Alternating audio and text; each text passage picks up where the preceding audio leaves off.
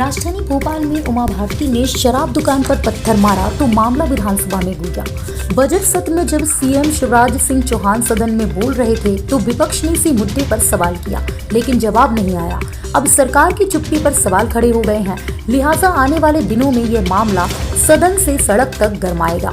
उधर जिहाद करने वाले 4 आतंकियों को ईटीएस ने आज जिला कोर्ट में पेश किया, जहां उन्हें 14 दिन की रिमांड पर लिया गया है। इसके अलावा सदन में छात्रवृत्ति घोटाला, किसानों की कर्ज माफी और बिजली के बकाया बिल पर भी बवाल हुआ। इसके अलावा पूर्व मुख्यमंत्री कमलनाथ सोमवार को सदन से गायब रहे।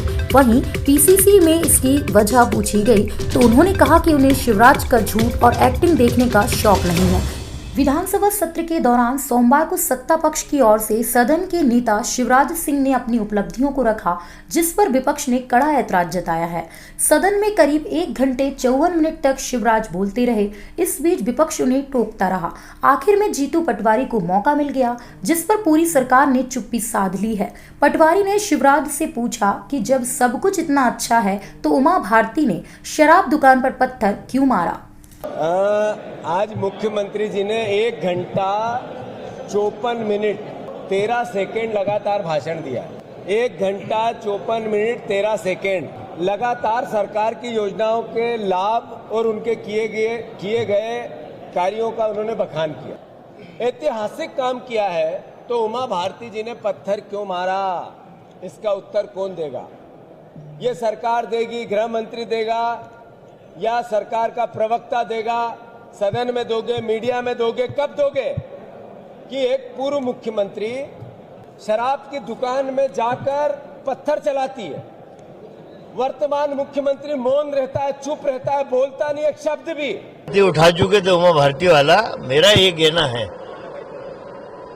एक साध्वी की भावनाओं को आपको हमको समझना पड़ेगा। एक जो पूर्व मुख्यमंत्री रही है, इस प्रदेश की साध्वी है, उसे पत्थर क्यों उठाना पड़ा? इसलिए उठाना पड़ा कि साध्वी का और संत का धर्म है कि अपने देश प्रदेश की संस्कृति की रक्षा करे और जो नौजवान पीढ़ी गलत दिशा में जा रही नशे के व्यसन में उसे रोके। तो मेरा तो ये मानना है कि उमा जी ने जब 3 बार मुख्यमंत्री से चर्चा कर चुकी शिवराज से, वो नहीं मान रहे शराबबंदी के लिए, तो उन्हें करना पड़ा। तो भावार्थ क्या है वो समझने की जरूरत। अपराध करने की मंशा उनकी नहीं। पीड़ित पक्ष यदि रिपोर्ट करेगा तो मुख्यमंत्री शिवराज भी हो तो उसमें भी कार्रवाई होगी। पीड़ित पक्ष यदि वो रिपोर्ट कराता है तो 100% नहीं, 1000% कार्रवाई होना चाहिए। इस मुद्दे पर समाजवादी पार्टी ने भी घेराबंदी की है। समाजवादी नेता यश भारती ने उमा भारती द्वारा पत्थर फेंकने और सरकार के मौन पर सवाल उठाए हैं। शिवराज सिंह चौहान जी एक तरफ नर्मदा किनारे शराब पर पाबंदी लगाते हैं और दूसरी तरफ शहरी और ग्रामीण क्षेत्रों में लगातार दुकानें बढ़ाते चले जा रहे हैं, और दुकानें बढ़ा रहे हैं तो उससे लगता है कि शराब का व्यवसाय करना चाहते हैं और शराब की बिक्री पे ज्यादा ध्यान देना चाहते हैं। वहीं दूसरी तरफ लगातार पूर्व मुख्यमंत्री उमा भारती जी शराब रोकने के अभियान चलाना चाहती हैं और बात कर रही हैं। तो ये भारतीय जनता पार्टी में आपस के लोगों में जो विचारों में भिन्नता है वो जनता पर हावी हो रही है। उधर सरकार ने किसानों को फसल बीमा के लाभ दिए जाने पर अपनी पीठ थपथपाई है।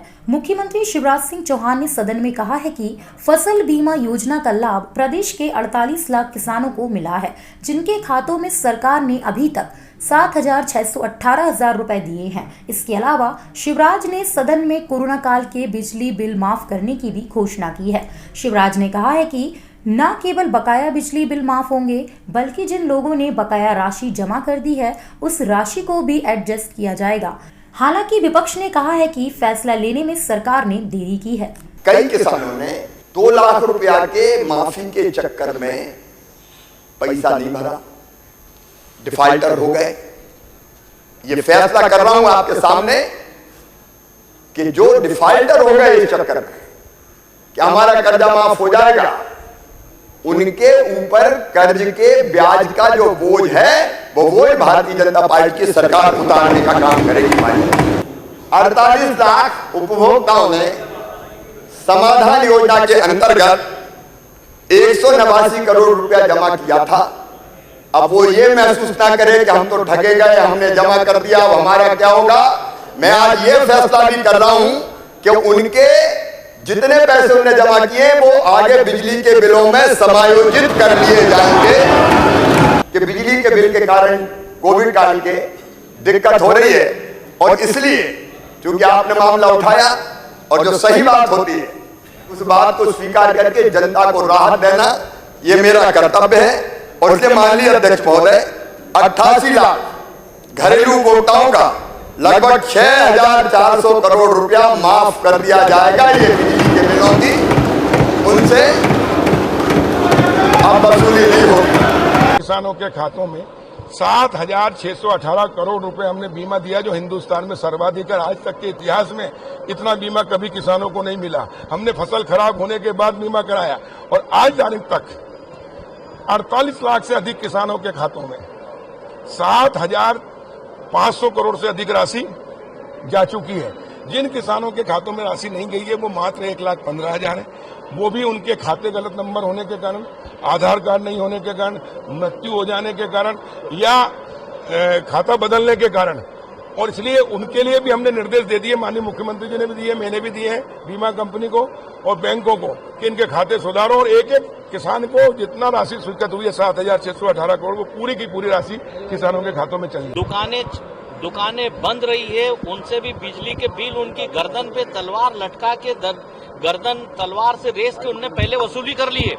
हम तो सीधे गांव से आते हैं, ट्रांसफार्मर से सीधा कनेक्शन काटा जा रहा है, बहुत कुछ वसूली हो जा चुकी है। तब जाकर आज मुख्यमंत्री जी ने ये जो किया है ये पहले होना चाहिए। प्रदेश के कॉलेजों में छात्रवृत्ति का घोटाला विधानसभा में गूंजा, जिसका सत्ता पक्ष ने बचाव किया है। विपक्ष की ओर से अनुसूचित जाति जनजाति वर्ग के छात्रों को इसका लाभ नहीं मिलने के आरोप भी लगाए गए हैं। वहीं इसी वर्ग से जुड़ी जानकारी कांग्रेस विधायक अशोक मरस्कोले ने उठाया सवाल तो उन्हें भी पूरा जवाब नहीं मिला। जो 15 दिन के अंदर उसका जवाब जिसको देना था वो आज तक नहीं आया। हमने मंत्री जी से कहा कि इस पर ईओडब्ल्यू से जांच करवाएं या फिर आप विधायकों की एक समिति बनाकर इस पर जांच करवा जाए। लेकिन मैं बताना चाह रहा हूं कि भारतीय जनता पार्टी की सरकार जो अपने आप को आदिवासी हितैषी तो कहती है, लेकिन आदिवासी विषयों पर यह चर्चा भी नहीं करना चाहती। जब हम जांच की बात कह रहे हैं तो आप जांच के लिए क्यों घबरा रहे हो? इसकी जांच करवा के जो भी अधिकारी हैं उनके ऊपर सीधे सीधे कार्रवाई होना चाहिए। लेकिन सदन में पूरी तरह से गुमराह किया जाता है विषयों को और किसी भी प्रकार का जवाब नहीं दिया जाता है। 1,000 करोड़ से ज्यादा का यानी 10 अरब से ज्यादा घोटाला है। और इसमें मध्य प्रदेश में अगर आपको लिस्ट दूंगा तो भारतीय जनता पार्टी के अधिकतर बड़े नेताओं के कॉलेज हैं और उसमें सब नेताओं के नाम हैं। इसीलिए इस घोटाले का पर्दाफाश नहीं हो रहा। माननीय प्रधानमंत्री जी कहते हैं ना खाऊंगा ना खाने दूंगा, मध्य प्रदेश सरकार कहती गाड़ देंगे, माफिया को भून देंगे। माननीय मुख्यमंत्री जी में हिम्मत है तो किसी कॉलेज की बिल्डिंग गिरा के दिखाएं, क्योंकि उन्हीं के पार्टी के माफिया ये काम कर रहे हैं। इस बीच सोमवार को नेता प्रतिपक्ष कमलनाथ सदन से गायब रहे। बाद में वे प्रदेश कांग्रेस कार्यालय पहुंचे, जहां कुछ लोगों ने कांग्रेस की सदस्यता ग्रहण की तो एनएसयूआई और युवक कांग्रेस के कार्यक्रम में भी भाग लिया। मीडिया ने जब उनसे सदन से गायब होने की वजह पूछी तो उन्होंने कहा कि वे शिवराज सिंह के झूठ और एक्टिंग को देखना नहीं चाहते हैं। तो वहाँ बैठ के शिवराज जी का झूठ सुनना, शिवराज जी का नाटक देखना, ये मुझे स्वीकार नहीं है।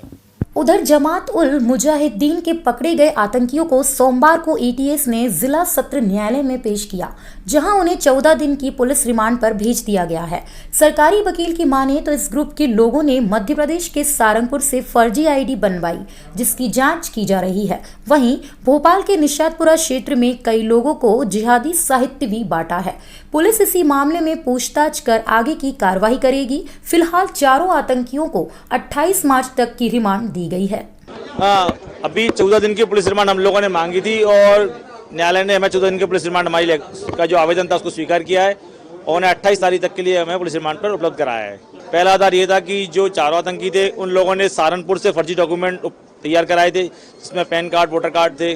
तो वो कौन व्यक्ति थे जिन्होंने फर्जी डॉक्यूमेंट बनवाने में उनकी मदद की, उन सब व्यक्तियों की पहचान सुनिश्चित करना है। मध्य प्रदेश की राजधानी में अपराध पर अंकुश लगाने गृह मंत्री नरोत्तम मिश्रा ने पुलिस के आला अधिकारियों को हाई अलर्ट के निर्देश दिए हैं। एसपी सचिन अतुलकर ने बताया है कि अब राजधानी के पुलिस थानों पर किराएदारों की जानकारी देना अनिवार्य कर दिया गया है। ऐसा न करने पर पुलिस सख्त कार्रवाई करेगी। जो अलर्ट जारी हुआ है उसको देखते हुए भोपाल पुलिस ने भी सभी थाना प्रभारियों को और वरिष्ठ अधिकारियों को सतर्कता बरतने के लिए निर्देशित किया है। पुलिस द्वारा सभी थाना क्षेत्रों में विशेष दल भी गठित किया जा रहा है, जिसके द्वारा जो सूचना संकलन या जो जानकारी पुलिस के पास होती है उस पर किस प्रकार से आगे कार्य किया जाए, ये निर्देशित भी किया गया है। और अंत में बात करते हैं क्राइम ब्रांच से जुड़ी खबर की, जिसने कार्रवाई करते हुए 7 डकैतों को गिरफ्तार किया है। इनके पास से 4 पिस्टल भी बरामद की गई हैं। वहीं पकड़े गए सारे अपराधी भोपाल के हिस्ट्री शीटर हैं। नहीं, कुछ व्यापारी जो राशि में डील करते हैं, नगद में डील करते हैं, उनको ये टारगेट करते हैं जो जिनसे जो है कुछ इनको नगद राशि मिल पाए। और ऐसे सभी जो गैंग के रूप में कार्य करते हैं और जिनका आपराधिक रिकॉर्ड भी है, पुलिस पूर्व से भी उन पे नज़र और मॉनिटरिंग करती रहती है। क्राइम ब्रांच द्वारा भी सभी अपराधियों का जो इस प्रकार के अपराधों में लिप्त रहते हैं उनकी मॉनिटरिंग की जाती है। जब भी कोई प्लानिंग करके वो एकत्रित होते हैं, साथ में आते हैं, तो इस प्रकार से उनको पकड़ा भी जाता है। बेल स्थित इस्कॉन मंदिर में शुक्रवार को धुलंडी के दिन भगवान राधा गोविंद 4 कुंटल देशी विदेशी फूलों से होली खेलेंगे।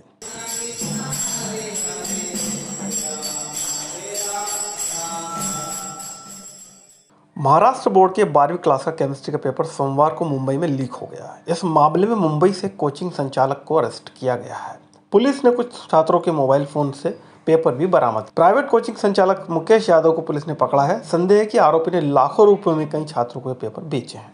गुना में पुलिस आरक्षक ने अपने ही आला अधिकारियों पर गंभीर आरोप लगाए हैं। मामला एसपी राजीव कुमार मिश्रा से जुड़ा है, जिन पर हरनाम सिंह रघुवंशी नामक आरक्षक ने गंभीर आरोप लगाए। साथ ही राष्ट्रपति से इच्छा मृत्यु की मांग की। इससे पहले एक और आरक्षक नीरज टोनी ने भी एसपी मिश्रा की कार्यशैली पर सवाल उठाए थे।